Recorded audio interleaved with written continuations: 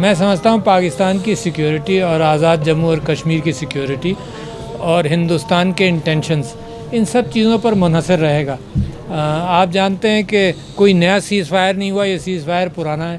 آپ جانتے ہیں کہ ریفرینڈم ہونا چاہیے جس کے ہم منتظر ہیں 60-70 سال سے، اور میں نے اپنی تقریر میں بھی اس بات کا ذکر کیا کہ جب عراق کی جنگ شروع ہو رہی تھی تو امریکہ نے یہ اسٹیٹمنٹ دیا تھا کہ جی سارے یونائٹڈ نیشنز کے ریزولوشنز پر امپلیمنٹیشن ہونا چاہیے، نہیں ہو رہا۔ ہمارے کشمیری بھائی ظلم اور زیادتی میں ایلیگلی آکیپائڈ انڈین جموں اور کشمیر میں پھنسے ہوئے ہیں۔ تو آپ نے بات تو بالکل صحیح کی کہ ہم بھی یہ چاہتے ہیں کہ پرامن طور پر کم سے کم یہ ویلی کھل جائے، مگر اس کے اندر ہمارا سب سے بڑا انپٹ ہماری سیکیورٹی ایجنسیز کا ہوتا ہے۔ وہ اس بات کے اندر اس پارٹنرشپ کے اندر گورنمنٹ کے ساتھ، پرائم منسٹر صاحب کے ساتھ، کہ کتنا اس کو انفارم کیا جا کر کے کھولا جا سکتا ہے، مگر یہ سیکٹر کھلے تو اتنا خوبصورت سیکٹر ہے۔ میں نے ابھی اسٹیٹمنٹ دیا کہ میں دنیا میں بہت ساری جگہوں پر گیا ہوں، اللہ کے فضل سے اتنا خوبصورت جگہیں اور اتنی خوبصورت ویلیز جتنی کشمیر میں ہے شاید میں نے دنیا میں کہیں نہیں دیکھی۔ بھائی صاحب، میں سب سے پہلے تو ان کا شکریہ ادا کرتا ہوں کہ دیکھو مسلسل 70 سال تک جانیں قربان کرنا، لاکھ سے زیادہ شہید ہوئے وہاں پر، آسان کام نہیں ہے۔ اپنی نوجوان نسل کو قربان کر دینا آسان کام نہیں ہے، اور پھر بھی ہر موقع پر میں یہ دیکھوں کہ جب وہ کسی شہید کی تدفین کرنے جاتے ہیں تو پاکستان کا جھنڈا اس کی کفن پر ڈالتے ہیں۔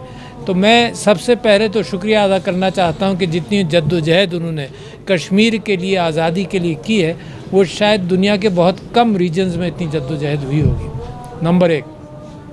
نمبر 2، میں ان کو یہ پیغام دینا چاہتا ہوں کہ اس کے باوجود میں ان سے چاہتا ہوں کہ ہمت نہیں ہارو۔ تیسرا پیغام میں یہ دینا چاہتا ہوں کہ پاکستان آپ کے ساتھ کھڑا تھا، کھڑا ہے، کھڑا رہے گا۔ چوتھی بات، ان کو وارن کرنا چاہتا ہوں کہ جو ہندوتوا کے انداز سے ہندوستان کے اندر ہو رہا ہے تو وہ بھی سارے مسلمانوں کے ساتھ کر رہے ہیں۔ دنیا پہچان رہی ہے کہ کیا ہو رہا ہے۔ جینوسائیڈ واچ نے یہ کہا ہے کہ یہ اگر 10 سٹیجز ہیں جینوسائیڈ کی تو اس میں 8ویں یا 9ویں سٹیج تک یہ پہنچ چکے ہیں۔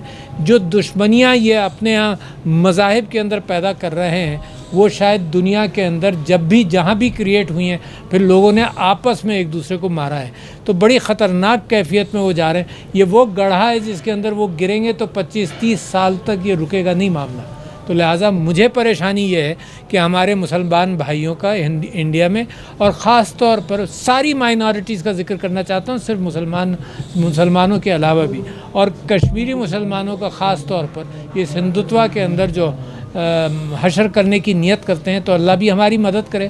اور میں سمجھتا ہوں پاکستان کی حکومت ہمیشہ ان کے ساتھ بھی رہے گی اور اس معاملے کو دنیا میں مسلسل اجاگر بھی کرتی رہے گی۔ ہم چاہتے ہیں پیسفل ریزولوشن، مگر ہمارے اوپر اس کے باوجود کہ حملہ کر کے پاکستانی ایئر سپیس کے اندر حملہ کیا، پھر ہم نے جہاز گرا کر ان کا پائلٹ واپس بھی کیا، صرف اس خواہش کے اندر کہ پرامن اقوام متحدہ کے ریزولوشنز کے مطابق فیصلہ ہو۔ تو پاکستان اتنا کچھ آگے بڑھ چکا ہے، اور پاکستان نے جب بھی کہہ دیا تھا، عمران خان صاحب جب پرائم منسٹر تھے اور انہوں نے کہہ دیا تھا کہ ہم احتیاط سے کام لے رہے ہیں، اس کو ہماری کمزوری مت سمجھنا، پائلٹ گرا کر، جہاز گرا کر پائلٹ بھی واپس۔ یہ پاکستان کی حکومت کی ترجیحات بڑی صحیح ہیں۔ یہ آپ کو یاد ہوگا کہ ملین ٹری سونامی، پھر بلین ٹری سونامی، پھر 10 بلین ٹری سونامی کے اعتبار سے پاکستان نے کام کیا، اور خاص طور پر کے پی کی حکومت میں بڑا کام ہوا۔ ساری لاگنگ بالکل بین کر دی گئی، روک دی گئی، اس میں جانیں بھی گئیں کیونکہ یہ بڑا مافیا تھا، یہ ہر جگہ بڑا مافیا ہے۔ ابھی بھی ہم جب جاتے ہیں تو بہت ساری جگہوں پر ہم یہ دیکھتے ہیں کہ ڈیولپمنٹ کے نام پر پیڑ پہلے کاٹے جاتے ہیں، اور لوگوں کو کوئی محبت اس بات سے نہیں ہے کہ پیڑ کتنا پرانا ہے۔ تو لہٰذا میں سمجھتا ہوں کہ اس کے اندر گلگت بلتستان بھی میں جاتا ہوں تو فیری میڈوز ایک جگہ آپ نے نام سنا ہوگا، وہاں میڈو تو چھوٹا ہی ہوتا جا رہا ہے، اب فیریاں ہیں۔